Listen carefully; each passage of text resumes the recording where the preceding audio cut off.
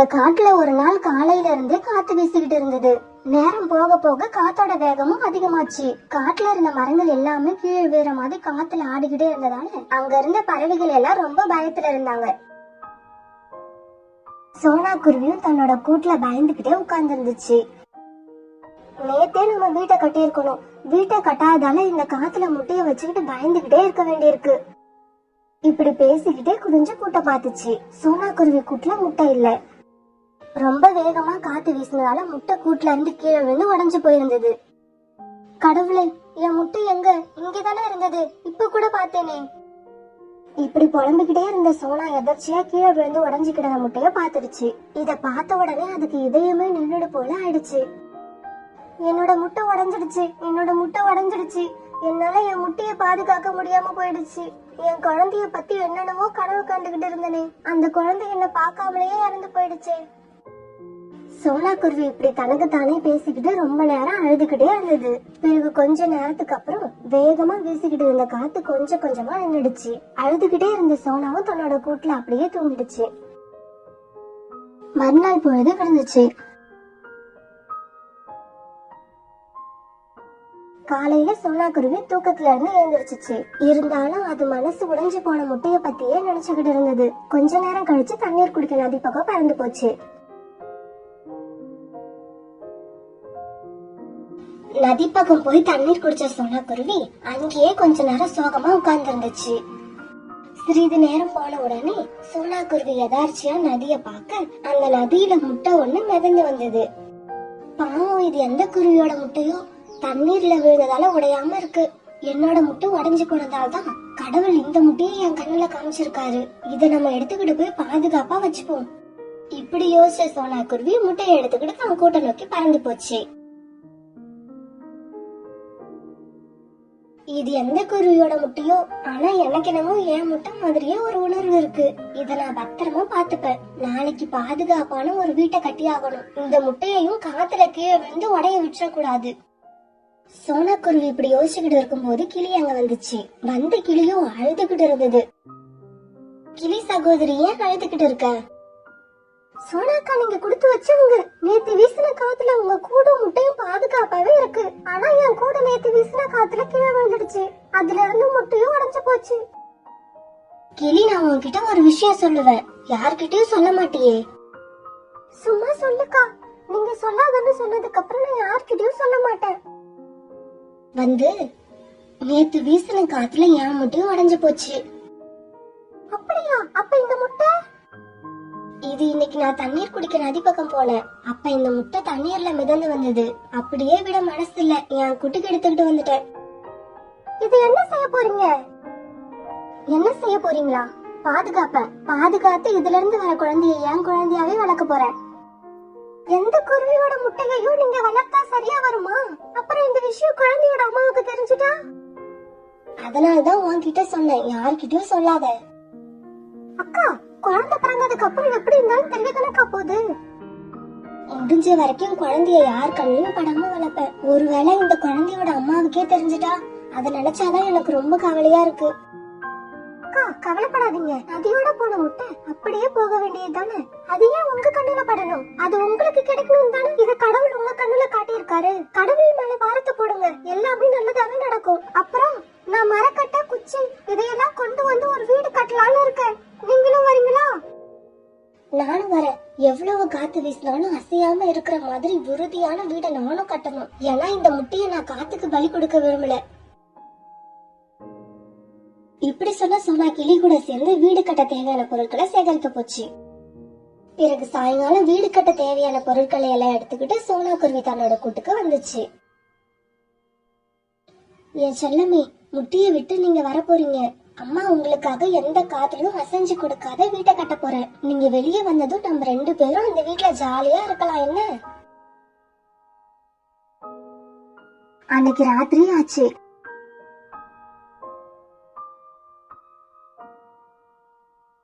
சோனா குருவி தன்னோட கூட்டுல படுத்து தூங்கிடுச்சு.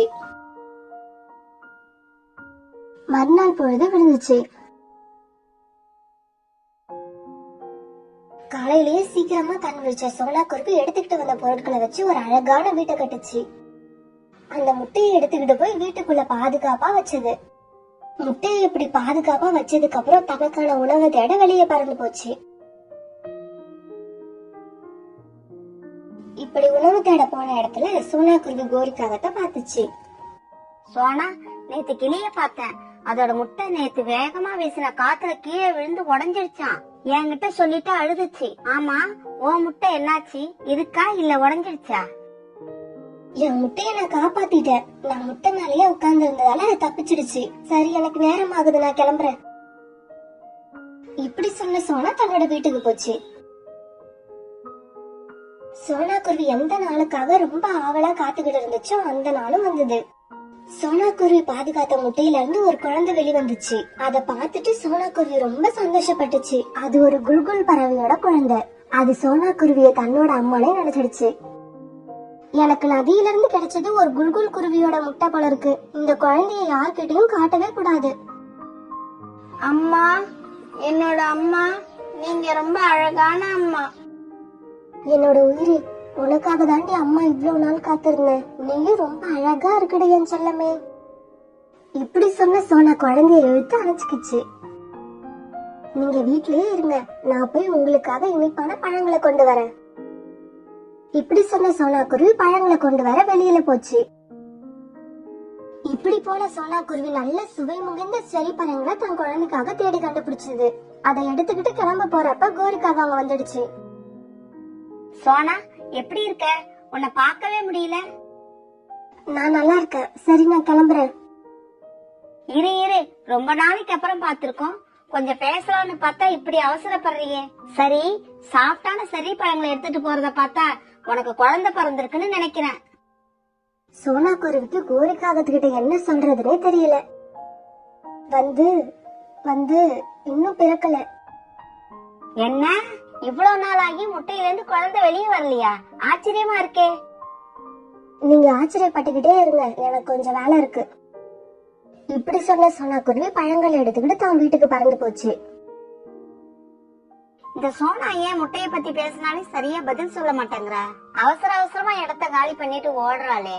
இவ முட்டை உண்மையிலே இருக்கா இல்ல வீசின காத்துல கீழே விழுந்து உடைஞ்சத நம்ம கிட்ட மறைக்கிறாளா? இவ வீட்டு பக்கம் போனா மறக்காம முட்டை இருக்கா இல்லையான்னு செக் பண்ணி பாக்கணும்.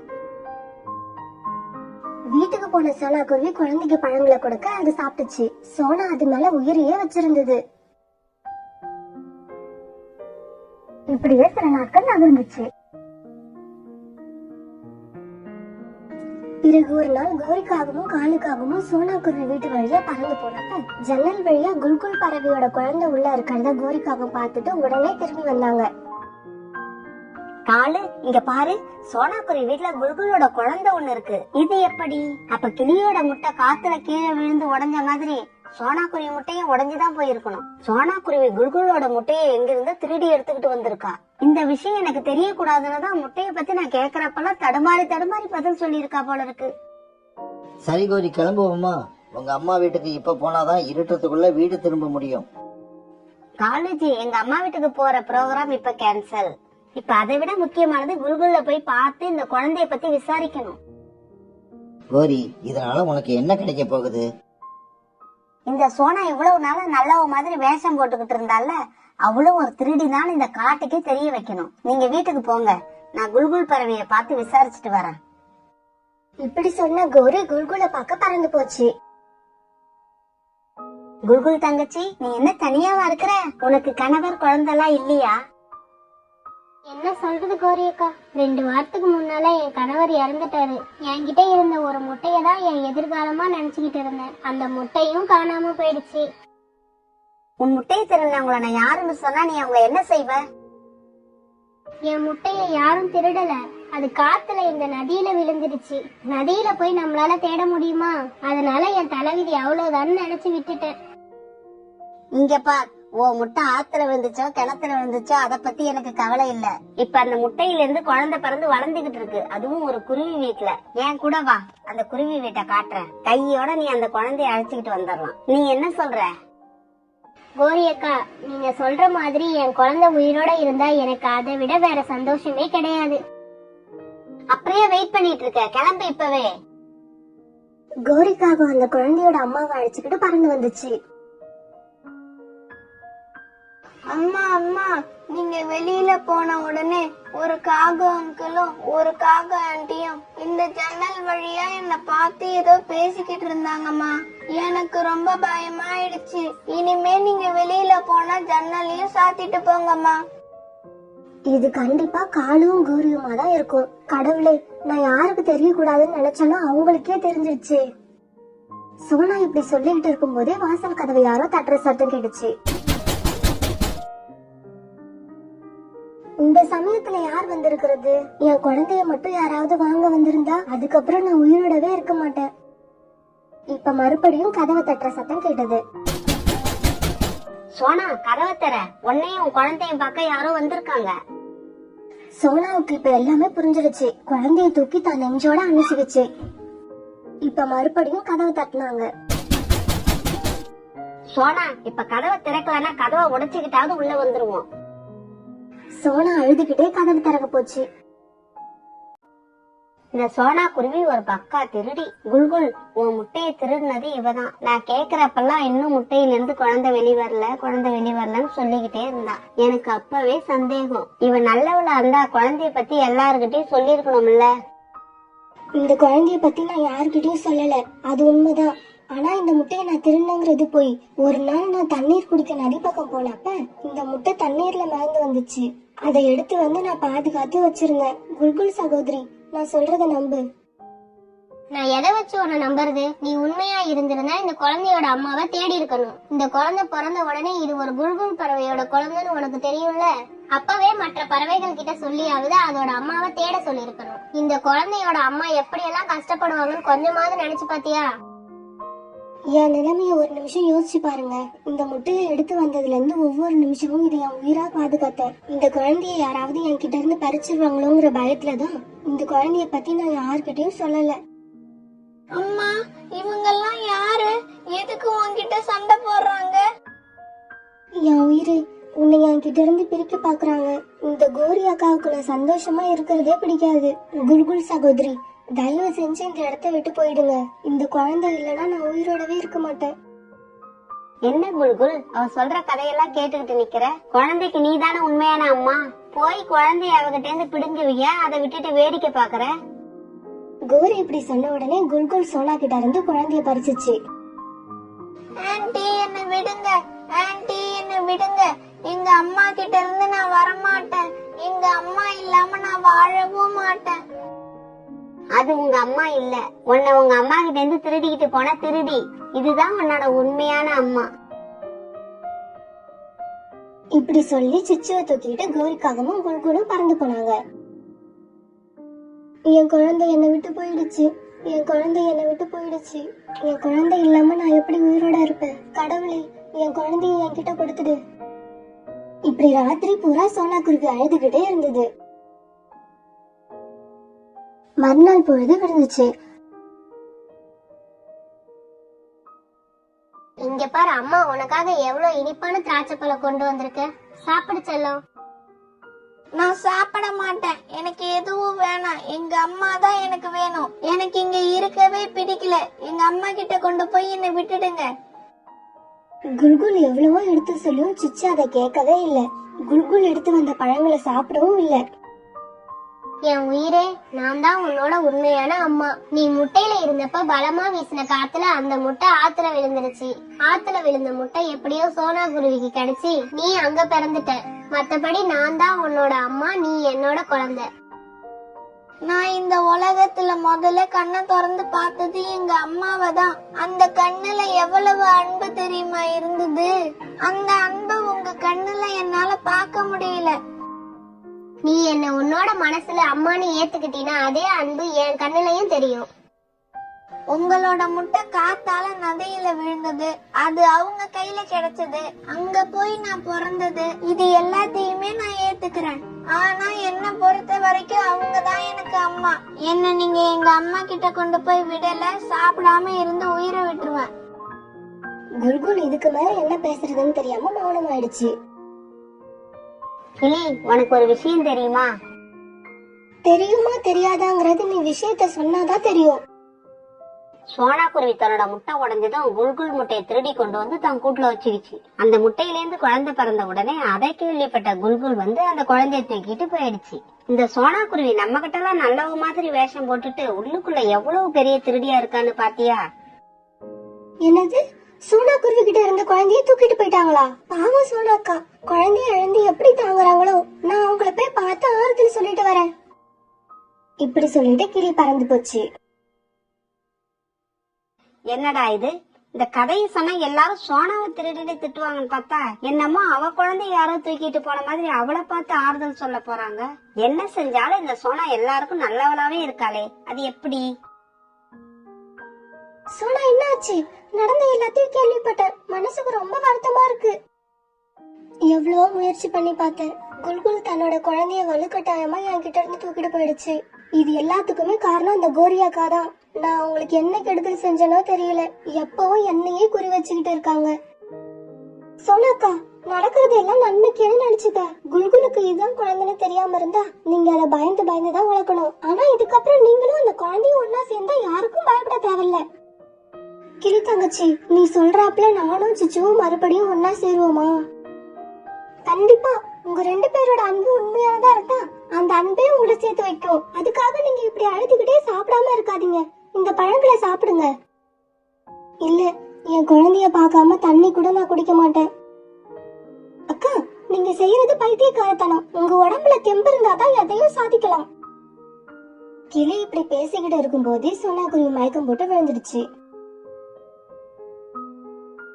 குல்குல தன்னோட அம்மானு ஏத்துக்காத சிச்சு அது கொண்டு வந்த எதையும் சாப்பிடவும் இல்ல. இப்படி சாப்பிடாம அழுதுகிட்டே இருந்ததால அதுக்கு காய்ச்சல் அடிச்சது. ஐயோ, உடம்பு இப்படி சுடுதே, நான் என்ன செய்வேன்? சிச்சு, என் உயிரே, அம்மாக்காக கொஞ்சமா சாப்பிடுங்க செல்லம். சிச்சு இதுக்கு பதில் எதுவும் சொல்லாம கண்ணை மூடிக்குச்சு. ரொம்ப பயந்து போன குல்குல் சிச்சுவை தூக்கிக்கிட்டு டாக்டர் வீட்டுக்கு போச்சு. டாக்டர் சிச்சுவை நல்லா பரிசோதனை பண்ணி பார்த்தாரு. உங்க குழந்தைக்கு உடம்பு ரொம்ப வீக்கா இருக்கு, காய்ச்சலும் ரொம்ப அதிகமா இருக்கு. இவன் சரியா சாப்பிடறானா இல்லையா? இவன் நேத்து ராத்திரியில இருந்து எதுவுமே சாப்பிடல. என்னது, ராத்திரில இருந்து சாப்பிடலையா? என்ன காரணம்? டாக்டர், இவன் முட்டையில இருந்தப்ப அந்த முட்டை கூட்டுல இருந்து தவறி நதியில விழுந்துருச்சு. நதியில என்னால முடிஞ்ச அளவுக்கு தேடி பார்த்தா முட்டை கிடைக்கல. இப்படி எனக்கு கிடைக்காம போன முட்டை சோனாங்கிற குருவிக்கு கிடைச்சது. அது அந்த முட்டைய பாதுகாப்பா வச்சிருக்க முட்டையில இருந்து இவனும் வெளியில வந்துட்டான். வெளிவந்த இவனை அது பாசமா வளர்க்க இவனும் மனசளவுல அந்த குருவிய அம்மானு ஏத்துக்கிட்டான். இந்த விஷயம் எனக்கு தெரிஞ்சு நேத்து நாங்க போய் வலுக்கட்டாயமா இவனை தூக்கிட்டு வந்துட்டேன். அவன் இங்க வந்ததுல இருந்து தண்ணி கூட குடிக்கலன்னா பாத்துக்கங்க. அந்த அம்மா கிட்டதான் போகணும்னு பிடிவாதமா இருக்கான். குழந்தைங்களோட பிஞ்சி மனசுல மத்தது எதையும் விட பாசம் தான் சீக்கிரம் பதியும். இருந்தாலும் நான் பேசி பாக்குறேன். தம்பி, உன் பேர் என்ன? என் பேர் சிச்சு. உங்க அம்மா இவ்வளவு நேரம் சொன்னதெல்லாம் கேட்டுட்டு தானே இருந்த? இந்த கேள்விக்கு சிச்சு எதுவுமே பதில் சொல்லாம மௌனமா இருந்தான். சிச்சு, நான் சொல்றத கேளு. நடந்தது என்னவோ நடந்துடுச்சு. அதையே நினைச்சுக்கிட்டு இருந்தேன்னா வரப்போற காலத்துல உனக்கும் நிம்மதி இருக்காது, உங்க அம்மாவுக்கும் நிம்மதி இருக்காது. அதனால அந்த குருவி அம்மாவை மறந்துட்டு இவங்கள உன் அம்மாவா ஏத்துக்க. நீ முட்டையில இருக்கும்போது வயிற்றுல சுமந்தவங்க இவங்கதான். உன் உடம்புல ஓடுற ரத்தமும் இவங்களோடதுதான். உன்னை பார்க்க ஸ்மார்ட் பாயா இருக்கிற. அதனால நான் சொன்னதெல்லாம் உனக்கு புரிஞ்சிருக்கும்னு நினைக்கிறேன். டாக்டர் இவ்வளவு பேசியும் சிச்சு கிட்ட இருந்து எந்த பதிலும் இல்ல. சிச்சு, இப்ப சொல்லு, உன்னை பெத்தவங்க யாரு? இவங்கதான். நீ முட்டையில இருந்தப்போ உன்னை வயிற்றுல சுமந்தது யாரு? இவங்கதான். உன் உடம்புல ஓடுற ரத்தம் யாரோடது? அதுவும் இவங்களோடதுதான். Very good. இனிமே நீங்க யாரு கூட இருக்க போறீங்க? இவங்க கூட நான் இருக்க மாட்டேன். சோனா அம்மா கூட தான் இருப்பேன். என்ன அங்க கொண்டு போய் விடல, நான் செத்துதான் போவேன். டாக்டர், என்னோட நிலைமையை இவனுக்கு நான் எப்படிதான் புரிய வைப்பேன்? இனிமே இவனுக்கு புரிய வைக்க எதுவும் இல்ல, உங்களுக்கு தான் இனிமே புரிய வைக்கணும். என்ன டாக்டர் சொல்றீங்க? சிச்சுவை நீங்க எப்பவும் உயிரோட பாக்கணும்னா இவனை கொண்டு போய் சோனா குருவி கிட்ட விட்டுடுங்க. இல்ல அவனுக்கு என்ன ஆனாலும் பரவாயில்ல, உங்க கூட தான் வச்சுக்கணும்னு நினைச்சீங்கன்னா நீங்களே வச்சுக்குங்க. புறாவை தேடிக்கிட்டு வந்த கிளி புறாவை பார்த்துட்டு வேகமா அதுகிட்ட போச்சு. புறாண்ண, உங்களை எங்க எல்லாம் தேடுறது? என்ன கிளி, என்ன விஷயம்? கிளி இப்ப சோனா குருவிக்கு நடந்தது எல்லாத்தையும் சொல்லுச்சு. சோனாவை டாக்டர் கிட்ட தூக்கிட்டு போகணும், சீக்கிரம் வாங்க. இப்படி சொல்லி புறாவை அழைச்சுக்கிட்டு சோனா குருவி வீட்டுக்கு போன கிளி பிறகு சோனாவை தூக்கிக்கிட்டு டாக்டர் கிட்ட போனாங்க. டாக்டர் கிட்ட சோனாவை புறாவும் கிளிய தூக்கிட்டு போறப்ப சோனா மயக்கமாவே இருந்துச்சு. ஆனா சோனா குருவிய பார்த்து சிச்சு துள்ளி எழுந்து நின்னான். எங்க அம்மா வந்துட்டாங்க, எங்க அம்மா வந்துட்டாங்க.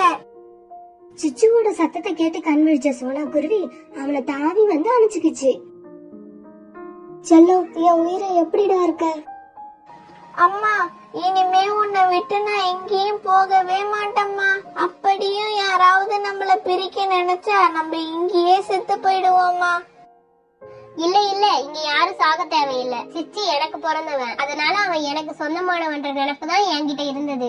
ஆனா அவன் மனசுல யார் மேல பாசம் இருக்குன்னு இப்ப எனக்கு புரிஞ்சிருச்சு. சிச்சு, நீ சோனா குருவியோடவே இரு. நீ எங்க இருந்தாலும் சந்தோஷமா இருக்கணும், அதுதான் இந்த அம்மாவோட ஆசை. குல்குல் இப்படி சொன்னதும் சோனா, சிச்சு, புறா, கிளி இப்படி எல்லாருமே ரொம்ப சந்தோஷப்பட்டாங்க. இந்த சமயத்துல குல்குல் கண்ணுல வழிஞ்ச கண்ணீரை பார்த்த சோனா இப்படி பேச ஆரம்பிச்சது. குல்குல் சகோதரி, இந்த குழந்தைய நீங்க உங்களுக்கு சொந்தமாக்கிய முயற்சி பண்ணப்ப என் மனசு இவனை எனக்கே சொந்தமாக்கிக்கணும்னு ஆசைப்பட்டது. இப்ப இவனை நீங்க எனக்கே விட்டு கொடுக்கும் போது என் மனசு உங்க நிலைமையில இருந்து நினைச்சு பாக்குது. குழந்தைய பிரிஞ்சு இருக்கிறது உங்களுக்கும் கஷ்டம்தான். ஒண்ணு பண்ணுவோமா? உங்களுக்கும் யாரும் இல்ல, தனியா தான் இருக்கீங்க. நீங்களும் எங்க கூட வந்துட்டா நீங்க, நான், சிச்சு நம்ம 3 பேரும் ஒரே வீட்டுல சந்தோஷமா இருக்கலாம். என்ன சொல்றீங்க? சோனாவோட இந்த பேச்சுக்கு குல்குல் சம்மதிக்க பிறகு எல்லாரும் சந்தோஷமா பறந்து போனாங்க.